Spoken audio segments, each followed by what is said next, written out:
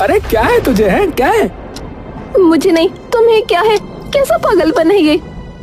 अरे खून पी लिया इस लुगाई ने, चाहिए क्या तुझे? कि तुम इसे वापस कर दो, और जो इतना ही बांटने का शौक है मुझे दे दो। अबे जा। उसकी बीवी आकर उससे छीना झपटी करने लगती है। दो। तभी उपवासी उसे जोर का धक्का मारता है और उसकी बीवी का सर जाकर मेज पर लगता है। पागल चुड़ैल कहीं की। बरसातीपुर गांव की रहने वाली चुन्नो दादी बरसातीपुर में अपनी एक पकौड़े की दुकान खोलती है। दुकान गांव के बीचों बीच होने के कारण सभी लोगों की नजर आते जाते सबसे पहले चुन्नो दादी की दुकान पर पड़ती है। दुकान खुलते ही उस पर सबसे पहला ग्राहक गांव का सबसे बड़ा पेटू और रईस सुनार उपवासी राम होता है। राधे राधे अम्मा। अरे उपवासी, राधे राधे, आओ। अरे ये क्या बवाल सिर पे ले लिया इस उम्र में अम्मा? क्या कर रही हो ये है? अरे बस घर में खाली ही बैठती हूँ तो सोचा कुछ काम धंधा ही कर लूं। अरे चलो भाई ठीक है, पर काम बढ़िया ढूंढा अम्मा है। मेरे मतलब का मतलब लगा दो 4 प्लेट फिर पकौड़े अम्मा है। ठीक है, ए लिंबू जरा 4 प्लेट पकौड़े लगा दे भैया के लिए। अभी लगाता हूँ दादी फर्राटे से। लिंबू फटाफट से उपवासी के 4 प्लेट पकौड़े लाकर उसके सामने रख देता है। उपवासी फटाफट वो पकौड़े खाने लगता है। अरे वाह वाह वाह वाह अम्मा, मन तो कर रहा है तुम्हारे हाथ चूम लो अम्मा। अरे बस बस, तुझे बढ़िया लगे वही बहुत है। अरे अम्मा क्या बवाल बना दिया ये। अरे मैं कह रहा हूँ कि मजा ही आ गया भाई है। 4 प्लेट और आने दो फिर। ठीक है लिंबू, 4 प्लेट और लगा दे लल्ला। जी दादी। उपवासी के मुंह पे पकौड़ों का स्वाद ऐसा चढ़ता है कि वो वहीं बैठा बैठा 12 प्लेट पकौड़े खा जाता है।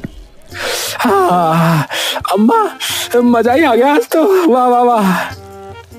ठीक है, फिर एक काम कर कि ये बात गांव के हर आदमी के घर जाके बता दे, जा। उपवासी एकदम से खड़ा हो जाता है। ठीक है अम्मा, अभी जाता हूँ सबको बताने। और सुन, कल फिर से आना पकौड़े खाने। जी अम्मा जी। उपवासी गांव के हर एक घर में जाकर चुन्नों के पकौड़ों की दुकान की चर्चा फैला देता है और अगले दिन ही चुन्नों की दुकान पर कई लोगों की भीड़ इकट्ठी हो जाती है। सरपंच, लोहार, हर किसान, हर आदमी चुन्नों की दुकान के बाहर आकर पकौड़े चखने के लिए खड़ा हो जाता है। अरे चुन्नो बहन, जरा मुझे भी खिलाओ अपने पकौड़े। हाँ मैं भी तो देखूं कि क्या रच दिया तूने ऐसा है। तभी वहाँ खड़ा एक किसान काशीनाथ भी बोल पड़ता है। हाँ अम्मा, जरा जल्दी से दो फिर हम भी निकले फटाफट अपने खेत पे। हाँ हल भी तो जोतना है। अरे आओ सभी, चिंता मत करो, बस 5 मिनट में गर्मा गर्म पकौड़े देखो कैसे लगाए अभी। ए लिंबू, सबके लिए पकौड़े लगा लल्ला फटाफट। अभी लाया बस दादी फर्राटे से। लिंबू लाकर सबको पकौड़े परोस देता है। सभी वो पकौड़े बड़े चाव से खाने लगते हैं। अरे वाह वाह, वाह चुन्नो, अरे क्या बना दिया रे तूने। क्या जादू है भैया। अरे ये तो बस जादू ही जादू है। अरे भाई वाह, स्वाद ही आ गया अम्मा जी। अरे बिल्कुल मजा बात दिया आप तो। हाँ अरे क्या करे तुम्हारे लिए चुन्नो, बताओ है। तुमने ऐसे पकौड़े खिला दिए कि सब फेल है इसके आगे हैं। चुन्नो हंसने लगती है। तभी उपवासी वहाँ हिलते डुलते दुकान पर आ जाता है। राम राम अम्मा, आ गया। अब मेरे पकौड़े ले आओ फटाफट 10 प्लेट। हाँ अरे तेरी, अरे पहले एक तो खा के देख ले। अरे देख दाग तो कल ही लिया था खा के। आज तो बस रहा ही नहीं गया ये बिना पकौड़े खाए। आजा आजा बैठ जा, अभी लाई तेरे लिए भी पकौड़े। अरे मेरे सोने की तरह ही तुम्हारे पकौड़े भी खरा सोना है अम्मा, खरा सोना। सरपंच थोड़ी देर बाद अपने घर वापस लौट आता है। उसे देखते ही उसकी बीवी आग बबूला हो जाती है। आ गए मुखिया जी, मुझे लगा कहीं आपको बुलाने के लिए यहाँ भी पंचायत ना बुलानी पड़े। अरे क्या है तुझे, है क्या? अरे मुझे नहीं, तुम्हें क्या है? मंदिर जाना था आज भोग चढ़ाने, 3 घंटे बाद आए हो। अरे तुम बैठने दो जरा इस बूढ़े शरीर को। हाँ भाई, आज तो थक गया बिल्कुल ही। ऐसा क्या कर लिया भाई? खाने तो तुम पकौड़े गए थे, थक के कैसे आ गए? अरे वो अरे कुछ नहीं, तू नहीं जानेगी। हाँ अरे बताओ ना क्या हुआ? अरे कुछ नहीं हुआ, तू जाके जो है अपना काम कर। हाँ, मैं थोड़ी देर जो है आराम करने जा रहा हूँ भाई ऊपर। सरपंच वहाँ से फटाफट ऊपर निकल जाता है। इन्हें क्या हुआ अचानक से? वहीं दूसरी ओर काशीनाथ भी जब आधी रात को थका हारा अपने घर आता है तो उसकी बीवी कमला भी उसका इंतजार घर के बाहर खड़ी कर रही होती है। ए जी, क्या हो गया? आज इतनी देर कैसे लग गई खेत में? अरे बस काम थोड़ा ज्यादा ही हो गया था आज खेत में, इसीलिए। अच्छा ठीक है, आप अंदर तो आ जाओ, खाना लगा देती हूँ। ठीक है। अगले दिन एक बार फिर लोग चुन्नों की दुकान के बाहर इकट्ठे हो जाते हैं। अरे भाई जल्दी जल्दी खिला दो चुन्नों अपने पकौड़े, और क्या। ला रे लिंबू, सरपंच के पकौड़े। लिंबू सरपंच के सामने पकौड़े रख देता है। सरपंच उतावला होकर एक बार में 4-5 गर्मा गर्म पकौड़े अपने मुंह में ठूंस लेता है।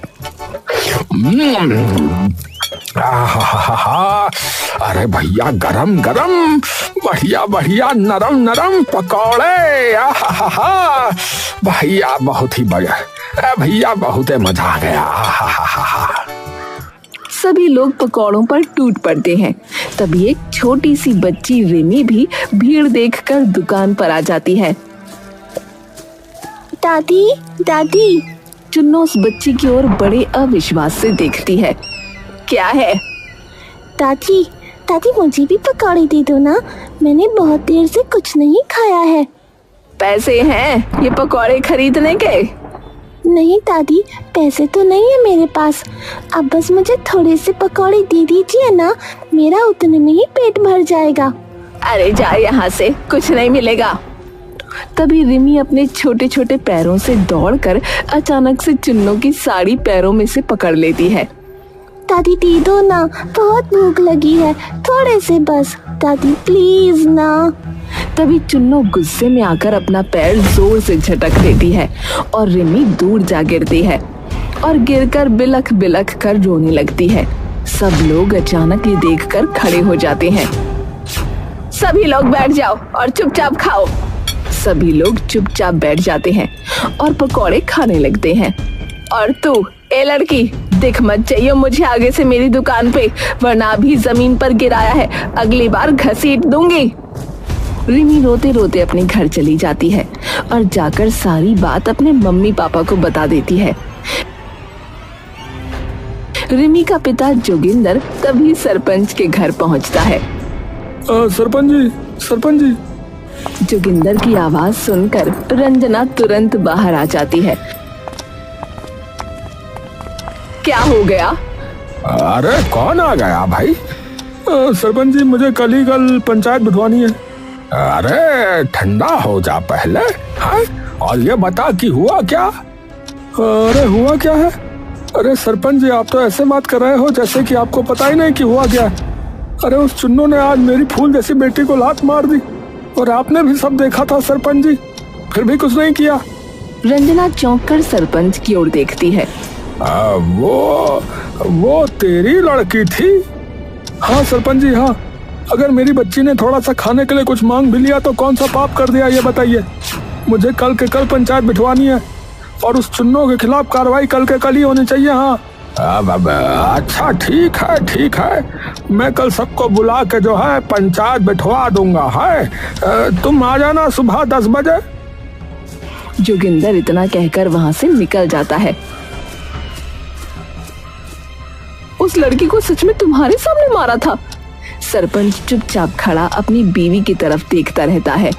और तुमने कुछ नहीं किया, बस खड़े होकर देखते रहे? सरपंच सिर झुकाकर वापस ऊपर चला जाता है।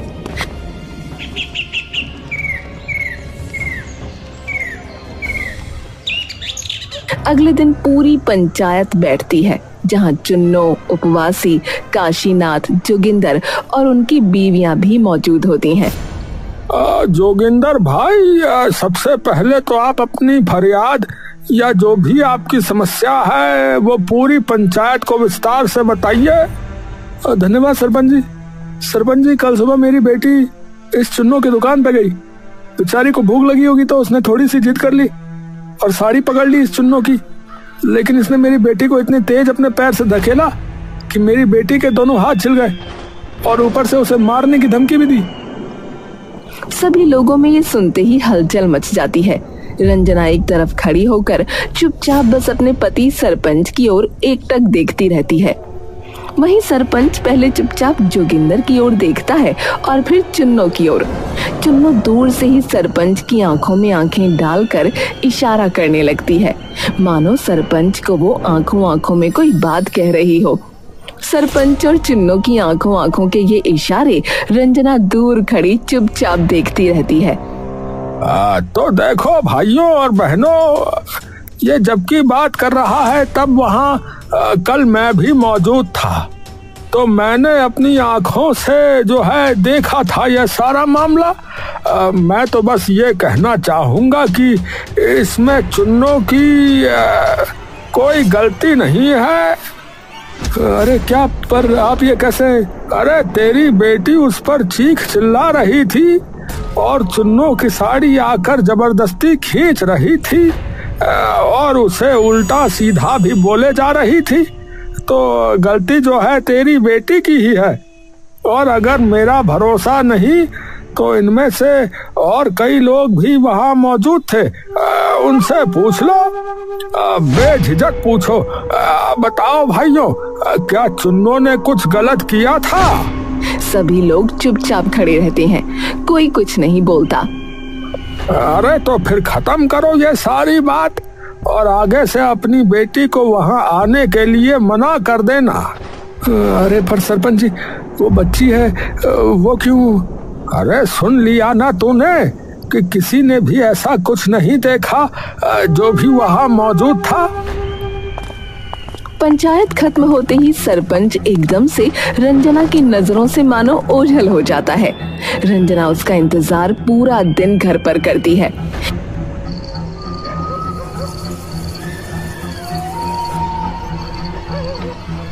बिल्कुल रात होने पर सरपंच वापस घर पर बिल्कुल थका हारा लौटता है। आज फिर से देर? हाँ, वो काम था कुछ। कौन सा काम? अरे था कुछ काम, हर चीज थोड़े ही बताऊंगा। है तो ये बता सकते हो कि क्यों आपने भरी पंचायत में झूठ बोला उस बच्ची के खिलाफ? अरे मैंने कोई झूठ नहीं बोला। मेरी कसम खा के बोलो कि आपने झूठ नहीं बोला।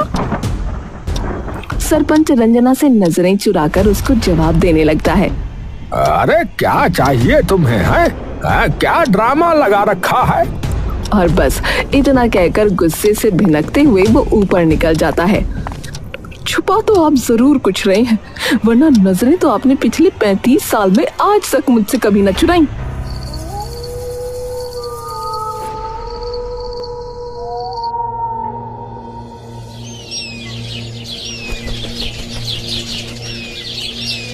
अगले दिन रंजना सरपंच के निकलते ही उसके पीछे पीछे निकल जाती है।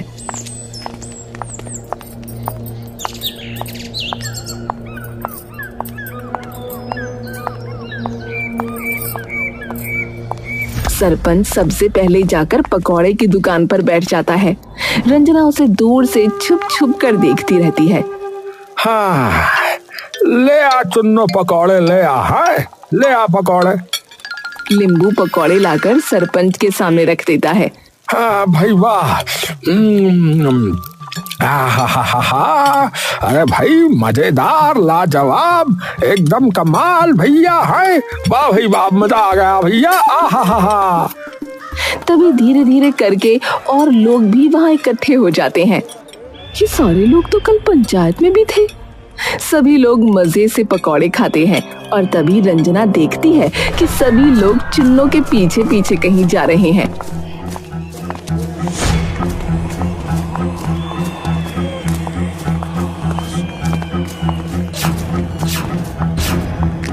ये सब जा कहाँ रहे हैं? तभी पीछे से एक औरत आकर रंजना से टकरा जाती है। अरे कौन आ गया? माफ करना मालकिन, मैं वो काशीनाथ की पत्नी हूँ। कौन काशीनाथ? वो खेती करते हैं, लेकिन कुछ दिनों से बड़ा अजीब बर्ताव कर रहे हैं। मुझसे बातें छुपा रहे हैं, घर पर भी देर से आ रहे हैं, और ये सब तभी से शुरू हुआ जब से वो पकौड़े की दुकान खुली है। मेरे पति भी बिल्कुल यही कर रहे हैं, तुम चलो मेरे साथ। ये लोग इस चुन्नों के पीछे पीछे जा रहे हैं। दोनों मिलकर उनके पीछे चली जाती हैं।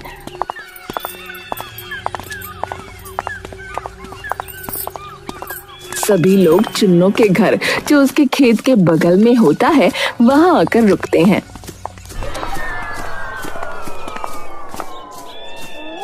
चुन्नो जाकर एक चारपाई पर लेट जाती है। ए सरपंच, तू जरा जाकर भैंसों का दूध निकाल दे। सरपंच जाकर भैंसों का दूध निकालने लगता है। हे भगवान, घर पे तो इस दानव ने कभी एक बर्तन तक उठा के रसोई में न रखा, और गैर औरतों की भैंसों का दूध भी निकाल रहा है, दरिंदा कहीं का। तभी फिर से एक बार चुन्नों की आवाज आती है। ए काशीनाथ, तू जाके पानी दे मेरे खेतों में। 4 दिन तो तुझे सिर्फ खेत जोतने में लग गए। ये सुन के कमला भी हक्की बक्की रह जाती है। ये सब क्या है? और उपवासी तू, मुझे अपनी घर की दीवारें ठीक करानी है और गर्मी बहुत है, तो शहर के अमीरों की तरह अपने घर में भी मुझे एसी लगवाना है। तो एक काम कर, अपनी दुकान से एक हार ले आ और मुझे दे दे। ठीक है। और पहले जाके बर्तन धो, और तुम सभी फटाफट घर की सफाई करो, और फिर मेरे कपड़े धो देना, मैं इतने सो रही हूँ। पूरे घर में मानो कई नौकर लग गए हों। कोई झाड़ू लगा रहा था तो कोई पोंछा, कोई बर्तन मांज रहा था तो कोई खाना बना रहा था। कमला और रंजना ये सब देखकर हैरान रह जाती हैं। ये क्या करवा रही है हमारे पतियों से? रंजना पूरा दिमाग लगा के ध्यान से सभी बातों पर गौर करने लगती है। बात ये नहीं है कि क्या कर रही है, बात ये है कि ये सब मान क्यों रहे हैं। इसे आज पूरा देखते हैं कि करती क्या है, जरूर कुछ गड़बड़ है। उपवासी जल्दी जल्दी अपने घर पर आता है और तिजोरी से अपना सबसे कीमती हार लेकर जा ही रहा होता है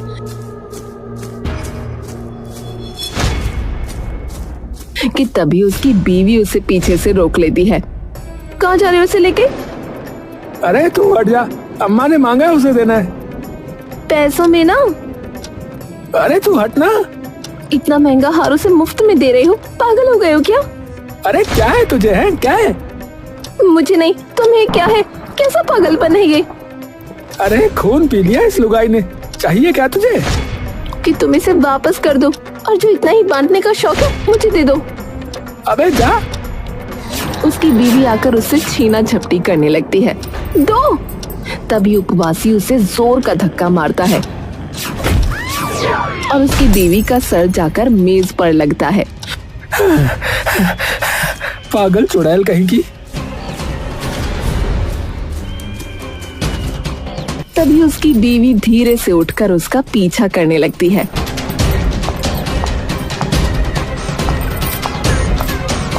और वो भी वहीं पहुंच जाती है।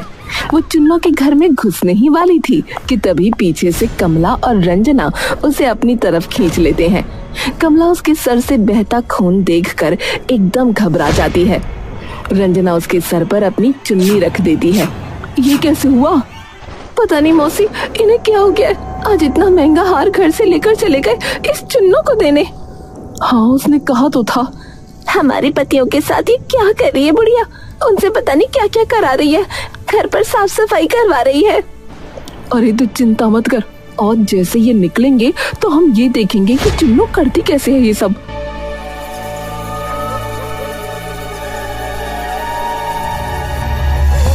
रात गहराती जा रही थी।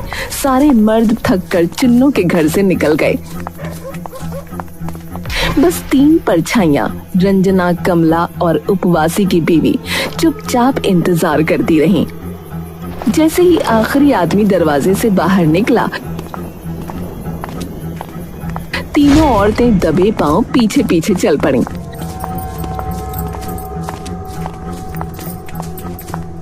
चुन्नू अपनी रसोई में पहुंची।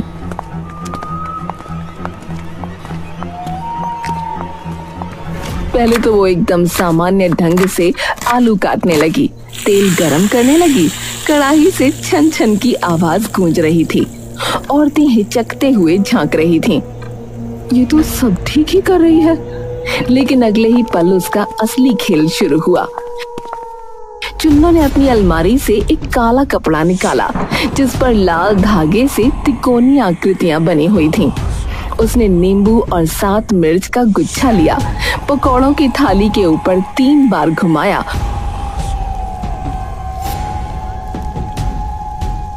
और फिर मंत्र बुदबुदाने लगी। उसने थाली पर थोड़ा सा भस्म छिड़का और फिर उसी तांत्रिक कपड़े से पकौड़ों को ढक दिया।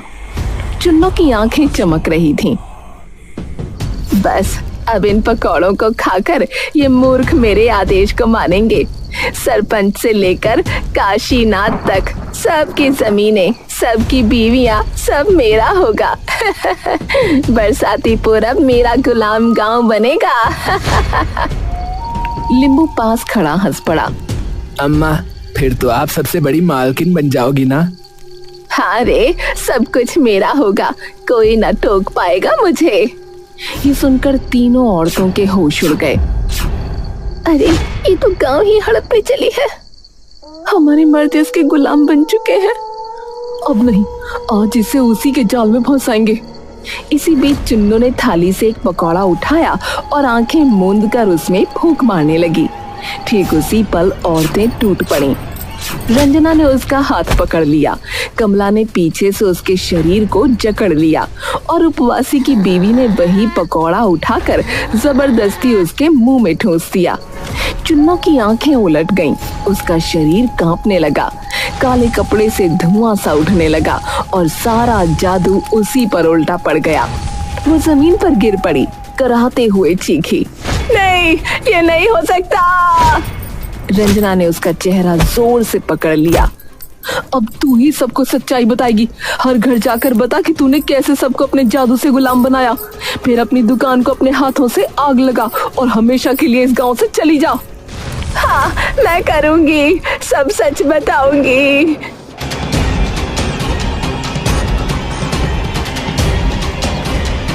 अगले दिन पूरे गांव के सामने उसने सब सच उगल दिया।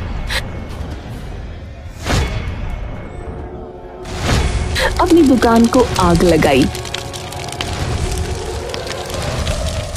और फटी फटी आंखों से गांव छोड़ दिया। तीनों औरतें दूर से सब देख रही थीं। उनकी आंखों में थकान थी, लेकिन अब डर नहीं, सिर्फ जीत की चमक थी।